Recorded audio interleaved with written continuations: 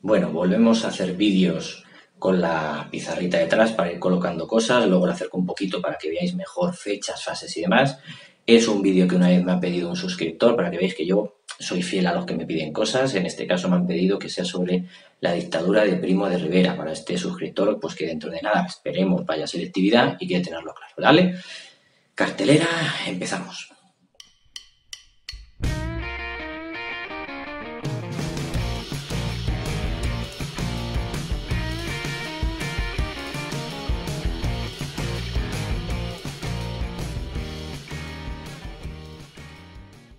Bueno, antes de meterme con el vídeo, que no se me olvide, que luego se me olvidan las cosas.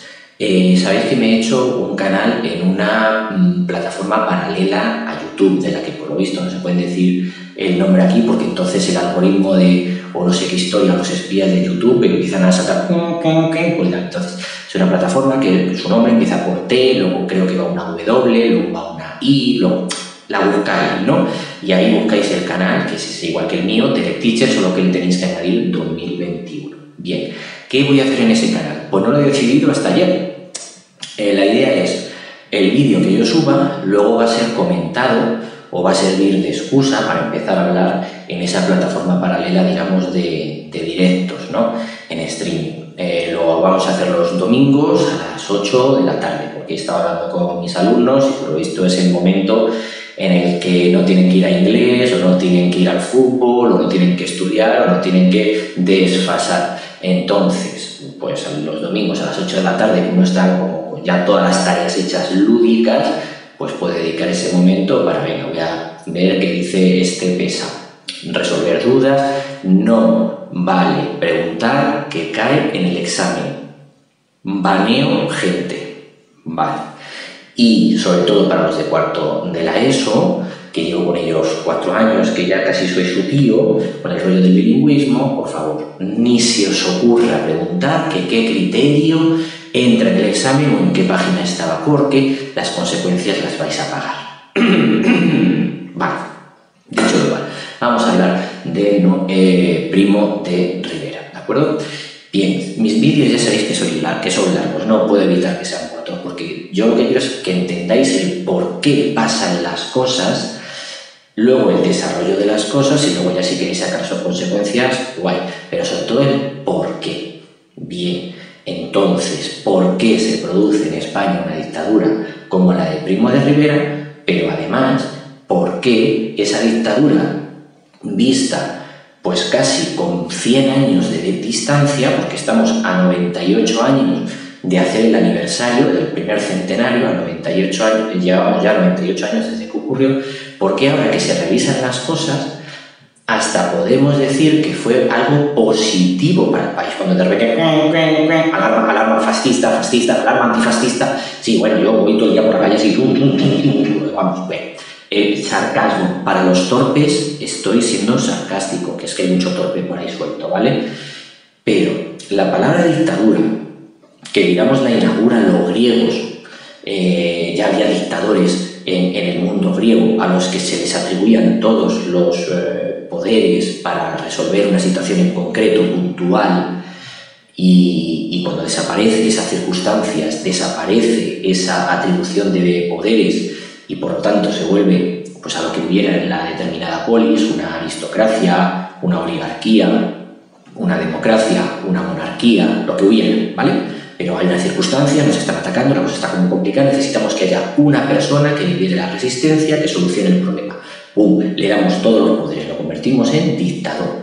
Se soluciona el problema, Vale, esto en la antigua Grecia a veces incluso era positivo, porque ese dictador, como lo que quería perpetuarse en el poder, hacía un mogollón de cosas positivas para la gente. Para que la gente dijera, joder, es que este tío lo está haciendo bien.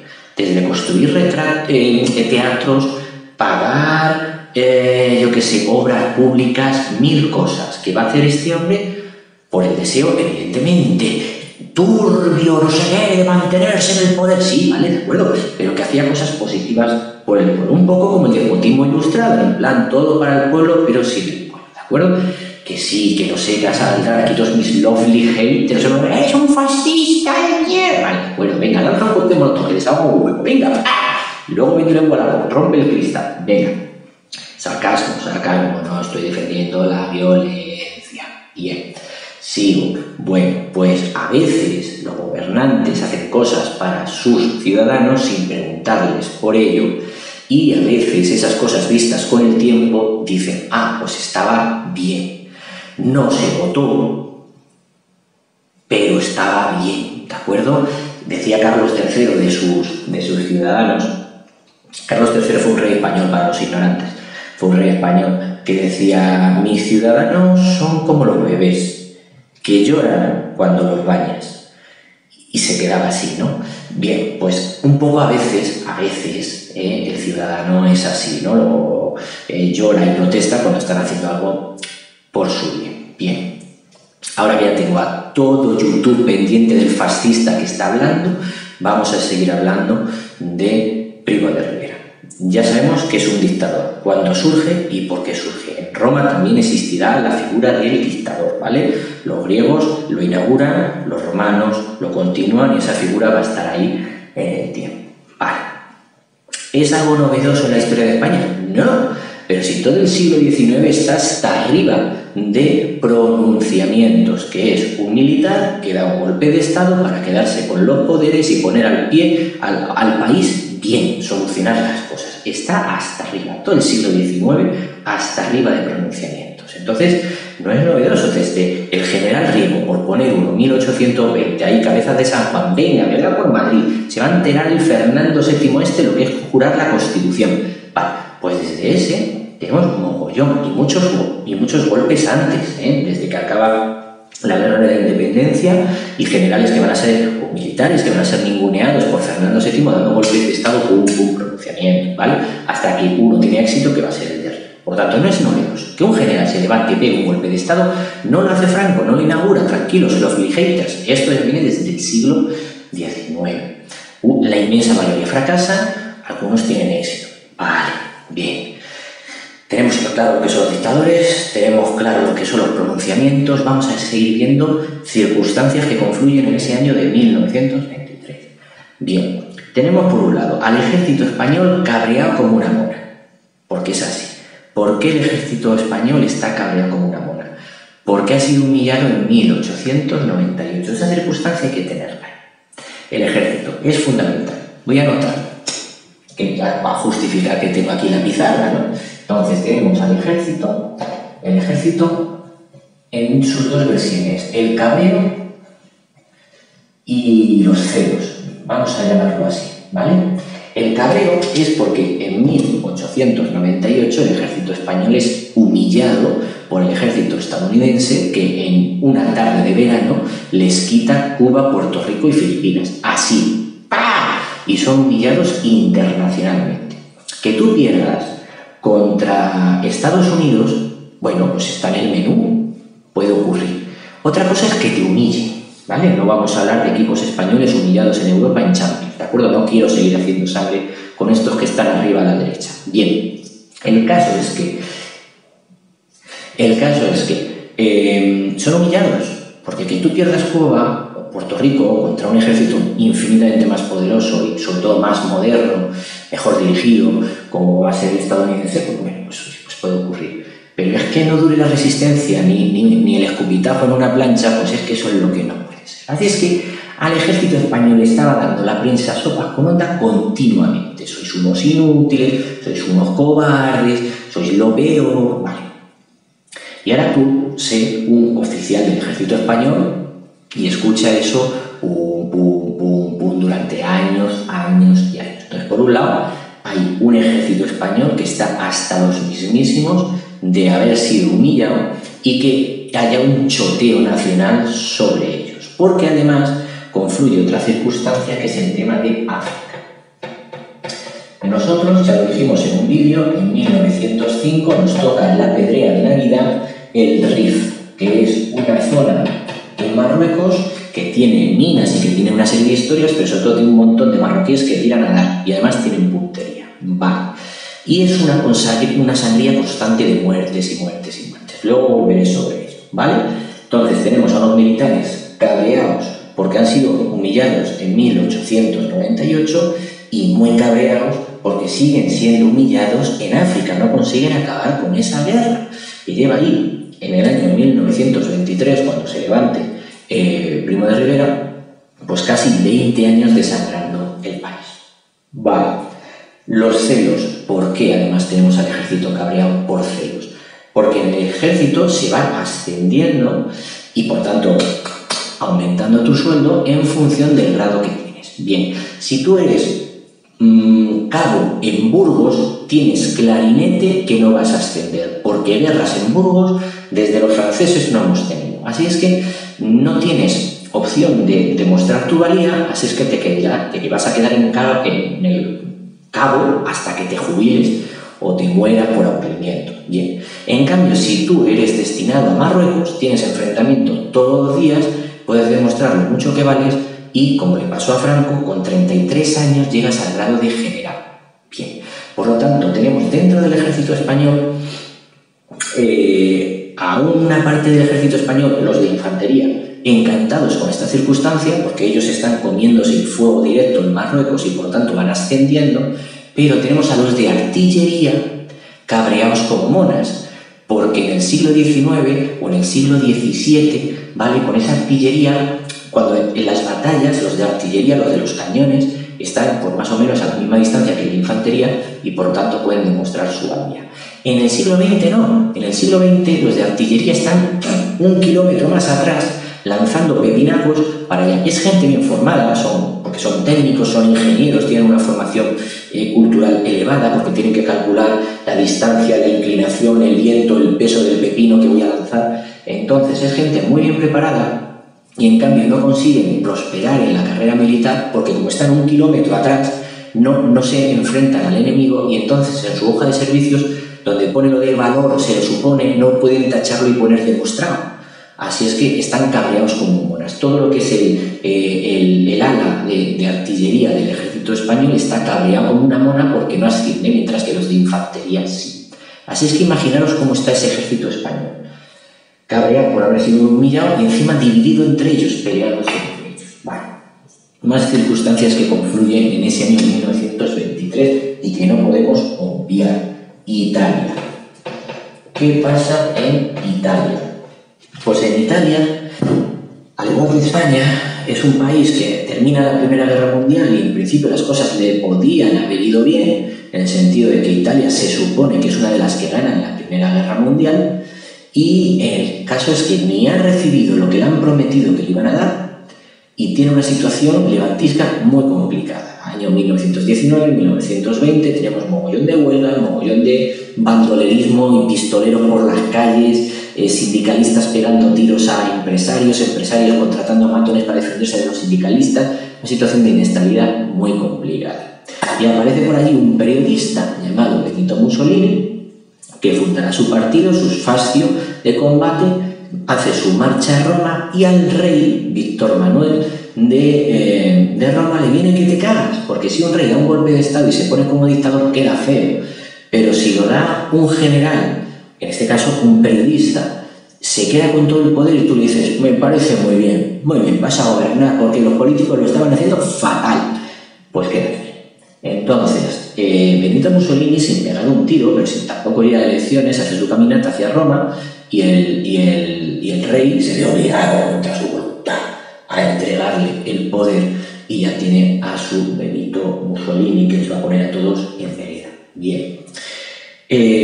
Hubo un momento que nuestro Alfonso XIII va a Italia y le dice al rey italiano, ya tengo yo a mi Benito, se llama Miguel Primo de Rivera. No es que esté súper demostrado de ya tengo a mi Benito, no se sabe si es más leyenda que realidad, pero la cosa está ahí. Porque es evidente que la historia de Italia y de España en los años 20 va a ir muy, muy paralela. Diferencias, que esto siempre es interesante. Diferencias entre Italia y España. Bueno, pues que para empezar, Benito Mussolini no es militar, es un periodista. Primo de Rivera es un general, bueno, capitán general, estaba como capitán general en Cataluña cuando da el golpe de Estado, pero bueno, es un militar de carrera bien considerado. Vale, esa es la primera diferencia.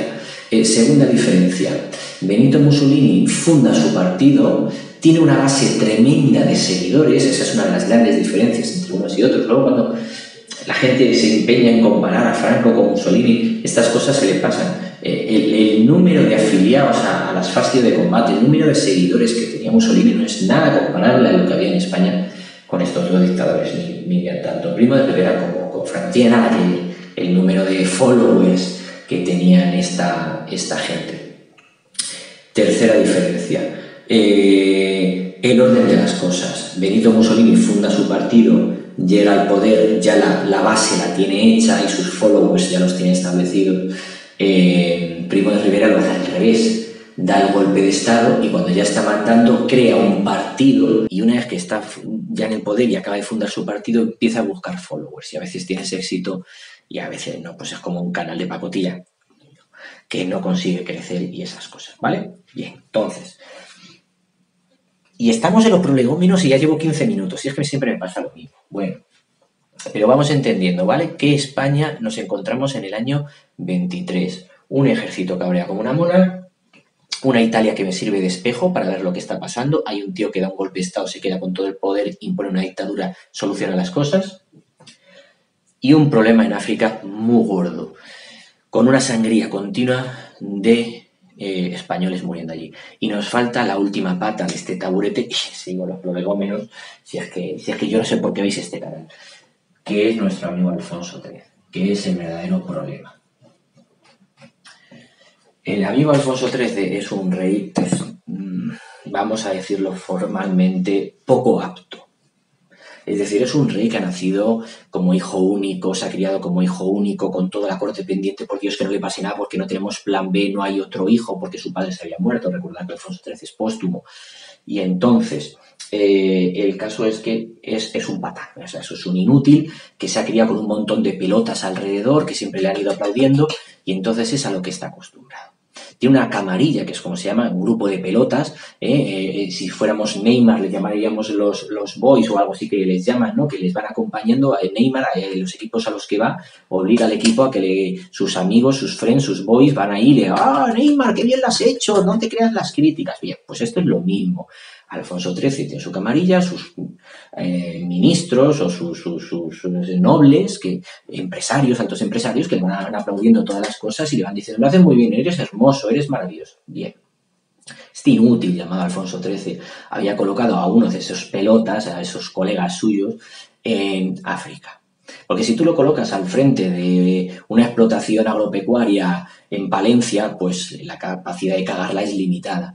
Pero si tú lo pones al frente de miles de soldados españoles en África, en el Rif, pues las posibilidades de cagarla son infinitas. Y aparece ahí el drama de Anual en el año 21, que este año tenemos el primer centenario del desastre de Anual. Por lo tanto, es un conflicto que hay en un sitio que se llama Anual y va a provocar prácticamente 10.000 o no sé cuántos mil muertos españoles por estar mal dirigidos.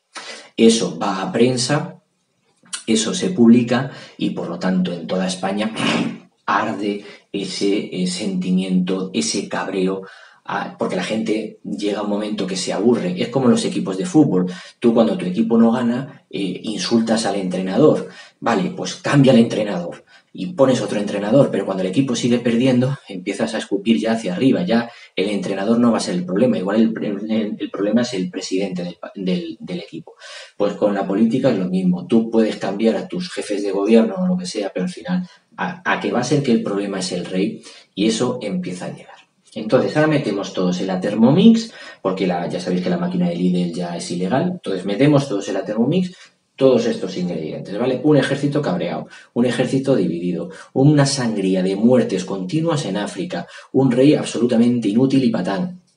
El ejemplo de lo que está pasando en Italia. Y ahora añadirle el último ingrediente, unas pizquillas por allí arriba para quedar bien, que es el movimiento sindicalista, obrero, que está empezando a surgir en el país y que llena las calles, como en Italia, de huelgas, protestas y demás. ¿Por qué? Porque en 1917 en Rusia ha habido una revolución bolchevique, han derrocado al zar y los soviets se han hecho con las fábricas. Y eso llega a España. ¿Significa que en España hay miles de comunistas? Ni de coña, jamás, que va. Si cuando empieza la guerra civil ahí son 4 y el de la moto. No. Lo que sí que el movimiento social sí que existe, el movimiento sindicalista sí que existe, el movimiento de protesta sí que existe, pero no la versión comunista. Aquí la versión que está a tope de gama es el anarquismo. La CNT es el sindicato que tiene, bueno, afiliados a punta pala y locales a punta pala. Comunistas, 3 y el de la moto, y la UGT, muy poquitos. Más que el comunismo, pero muchísimos menos que los anarquistas. Importante esto lo que os estoy diciendo para cuando analicemos la dictadura. Llevo 20 minutos y no he empezado, ¿vale? Venga, corto y vamos con la dictadura. Bueno, voy a ir ahora justo igual que era lo que quería ver la gente y ahora me va a tocar ir deprisa, pero si es que ya sabéis que yo ya me conozco, que me enrollo, venga, que me enrollo al final. Ahí tenéis la dictadura de Primo de Rivera. 2 fases, la que se llamó dictadura y la que hay gente que la llama dicta blanda o más conocido como el directorio militar, porque era Primo de Rivera más unos 8 generales, un almirante y tal, o sea, todos militares, y luego el directorio civil porque va a meter políticos de verdad, ¿de acuerdo? Entonces vamos a ver qué pasa en cada uno de ellos. Me vengo para acá. Tenemos aquí el directorio militar. Primero, golpe de Estado, septiembre de 1923, y él da ese golpe de Estado y manda incluso una carta explicando sus razones. Él manda una carta al periódico ABC, carta que sale en selectividad, te lo digo por el suscriptor que me lo pidió, sale en selectividad mogollón, ¿vale? Es una carta en la que él expone sus razones para el golpe de Estado y dice eso tan famoso de yo he venido a salvar al país de los profesionales de la política. Claro, ver lo que está pasando en el país en la última semana y claro, es que dices que los profesionales de la política, ¿no? De me he levantado de un partido y me acuesto de otro. Bueno, pues esas cosas. Vengo a salvar al país de los profesionales de la política. Dar golpe aquí a todo mi hater, ¡es un fascista! Vale, ya está. Si eres feliz con tu estupidez, tú sé feliz. Mira, coge una pared, reviéntala con la cabeza y te queda más a gusto. Y luego venden Wallapolo que has robado. Bueno, el caso es que le pide el rey a Primo de Rivera que arregle el país. Esto es un cachondo. Oye, mira, ves el país, lo tengo hecho una mierda. O sea, a ver si me lo arreglas tú, porque la gente empieza a escupirme a mí. Entonces, llega este hombre, como en la inmensa mayoría de los militares españoles que son pues eso, servidores de público, sacrificados por el país lo primero, mi vida va después, todo por mi país, ese tipo de cosas, ¿vale? Que siempre pueden ser positivas en unos determinados momentos y si uno pierde el control, pues puede ser negativo, pero bueno. Este general ve que le encarga el rey que dé ese golpe de Estado literalmente y que tome las riendas del país y lo lleve por el cauce. Un poco lo que está haciendo Mussolini en Italia. Vale. Bien, él lo que empieza a hacer es imponer una dictadura en el sentido de prohibir una serie de derechos, pues de reunión, de sindicalización, una serie de historias que lo que va a hacer es meter a la gente en las casas, declara el estado de guerra, que la gente dice, ¡claro, fascista! Bueno, eso está recogido en la Constitución Española del 78, en la España del estado de alarma, que es que la gente tiene la piel muy fina, ¿vale? Cuando en el país se da una serie de circunstancias y no hay manera de meter a la gente en las casas y estás todo el día quemando contenedores, pues tú declaras el estado de alarma o el estado de sitio. Hay una serie de cosas que están reguladas por ley que tú puedes hacer y obligas a la gente a meterse en casa. Entonces, entre los derechos que quitas momentáneamente, entre los derechos que quitas, el estado de guerra que de tal, pues consigues un poco cierta tranquilidad en las calles. Primer logro conseguido en cuanto a la paz social. Luego, además, empieza a tener una serie de conversaciones y negociaciones con gente de la izquierda y con gente de la derecha, que va a ver cosas buenas en él. Esto es peculiar, porque uno puede pensar a priori, porque fijaros las cosas que va a hacer.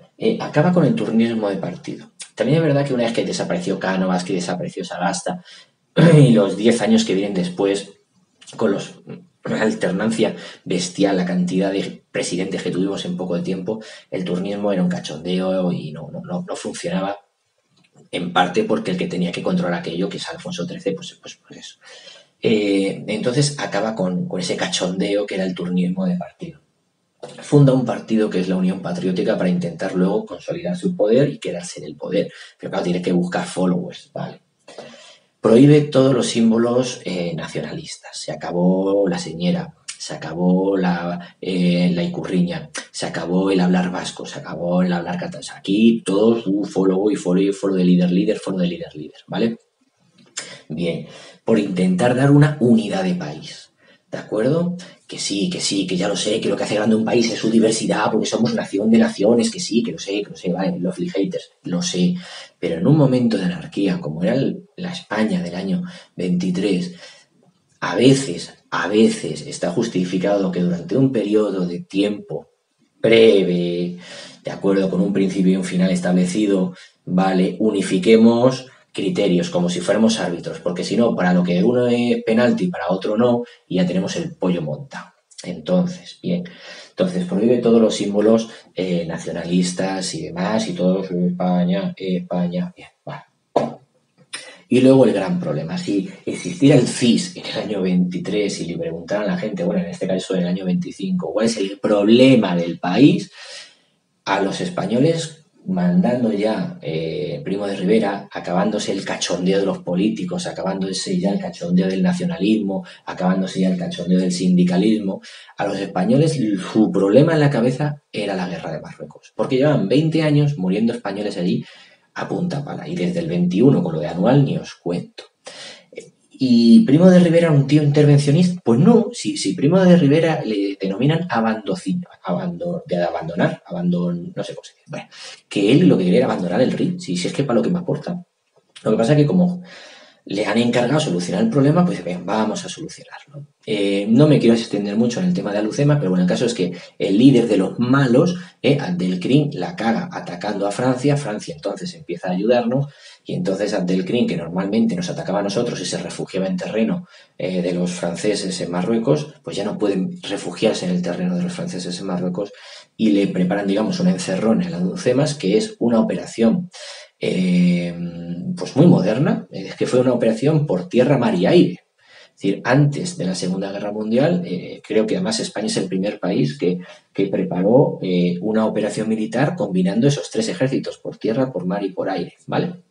Bueno, el caso es que es un exitazo, desembarcan allí un mogollón de gente, se acaba con Abdelkrim, se soluciona el problema. Y es que soluciona por fin el problema marroquí, se acabó la historia del problema de Marruecos y la sangría de vidas y demás. Con lo cual, imaginaros, pues la gente, oe, lo mejor que le ha pasado al país, ole, tal, no sé qué, no sé cuánto. Bien.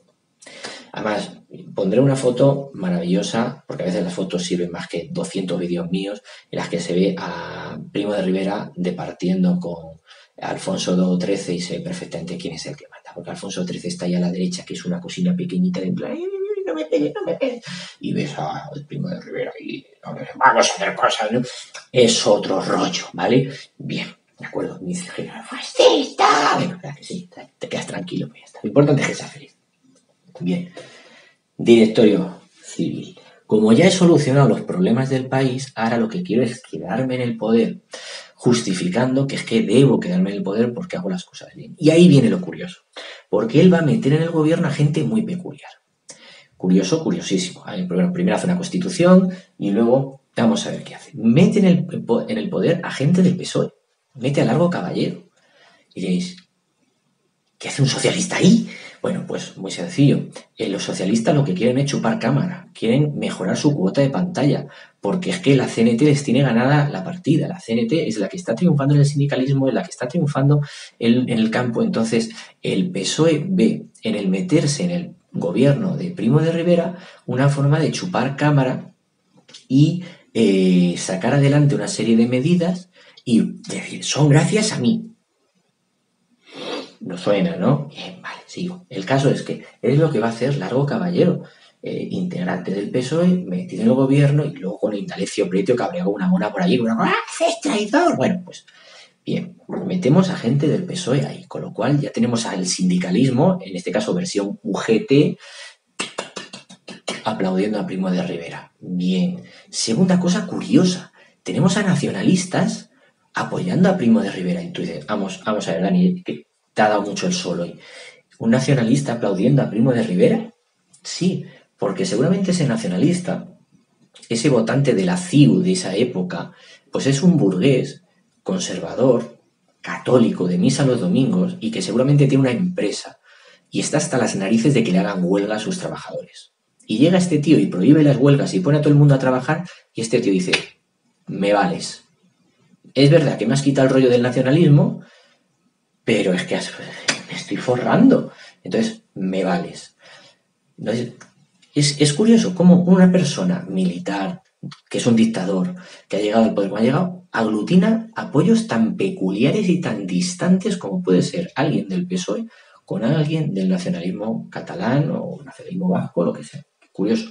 Bien, más. Política económica. Si es que realmente la política de Primo de Rivera es que casi la podías tildar de socialista. Como a España le va bien, son los felices años 20, España, recordar que no participa en la Primera Guerra Mundial, con lo cual lo que hizo fue vender material de guerra a los que se estaban matando, con lo cual ganó mucho dinero, con lo cual pagó mucha deuda, con lo cual mejoró su situación económica. Es verdad que cuando termina la Primera Guerra Mundial, fábricas cierran, gente al paro y por eso son esas huelgas del principio y que justificaron el golpe de Estado por la inestabilidad de las calles. Pero sí que es verdad que económicamente el país no le va mal. Y entonces, como pone a la gente a trabajar, al país no le va nada mal, son los felices años 20, recuperación internacional y hasta sobra dinero. Tenemos superávit. Y entonces, pues como buen persona mayor, ese concepto paternalista del poder que suelen tener los militares, yo soy tu padre. Bueno, pues el caso es que construye orfanatos, residencias, le encanta hacerse fotos con viudas, con gente mayor, regalar dinero, 4 limonas, ese tipo de historias. La gente es lo mejor. Más cosas. Se da cuenta que el país está hecho una mierda y hay que modernizarlo. Es el responsable de la red de carreteras que tenemos hoy en día. Esa red radial que empieza en Madrid y nos va uniendo con las esquinitas del país es cosa de Primo de Rivera. Lógicamente, las autopistas no, pero seguramente si te sales de la autopista y estás conduciendo por una carretera regional de estas de doble sentido, seguramente es de tiempos de Primo de Rivera. O sea que si el asfalto está mal, esa carretera tiene 80, 90 años. ¿Qué quieres? ¿Vale? Bien. Construye carreteras a punta pala. Más cosas. Se da cuenta que el país necesita una serie de empresas que ya hay en Europa y en España no. Es el que funda CAMSA. Es el que ordena que se funde CAMSA, porque necesitamos petróleo para los motores. Es el que ordena que se cree Telefónica, porque tiene que haber teléfonos. No podemos seguir ahí con el telegrama. Más, es el que inicia un programa hidrográfico de construcción de pantanos y es el que manda a ministros suyos que preparen lo que luego va a ser la seguridad social. Que la gente dice, no, la seguridad social es de Franco. Quieto parado. Franco retoma los estudios y los trabajos que había hecho Primo de Rivera porque es durante Primo de Rivera donde se empieza a hacer esa seguridad social. Con lo cual, si tú analizas lo que hace este hombre, creación de macroempresas pertenecientes al Estado, hoy diríamos nacionalizaciones de empresas y tal. Bien, CAMSA, Telefónica y tal, red hidrográfica, red de carreteras, orfanatos, dándole beso en la frente a la abuela. Es que es una política que parece hecha por un socialista y la está haciendo Primo de Rivera. ¿Dónde viene todo? Pues claro, y cambia, esta es muy buena, cambia el sistema recaudatorio, hace que los ricos paguen. Se le acabó el tema. Ahí es cuando aparecen todos sus enemigos. Empiezan a comerle la oreja al rey. Oye, mira lo que está haciendo este tío, que vale que haga trabajar a mis trabajadores, pero que tenga que pagar impuestos yo. ¡Venga! Entonces, claro, le empiezan a comer la oreja a Alfonso XIII, todos los oligarcas, todos los aristócratas, mira lo que está haciendo, es que este tío no va, es que me hace pagar impuestos, será desgraciado. Y por si fuera poco, ese nacionalista que, como ya le va bien económicamente, se acuerda de que quiere independizarse. La solidaridad habitual, ¿no? El del PSOE que quiere venirse arriba, el oligarca que le come la oreja al rey.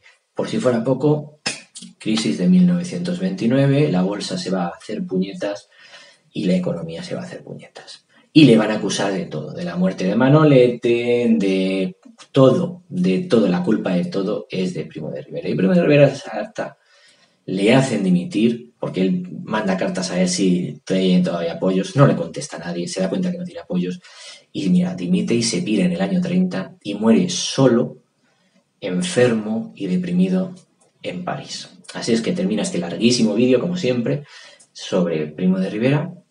Las consecuencias y las valoraciones os las dejo para vosotros, o si queréis estar el domingo a las 8 en esa plataforma que ya os he dicho, hacemos el directo y valoramos la dictadura de Primo de Rivera. ¿Positiva? ¿Negativa? ¿Qué opináis?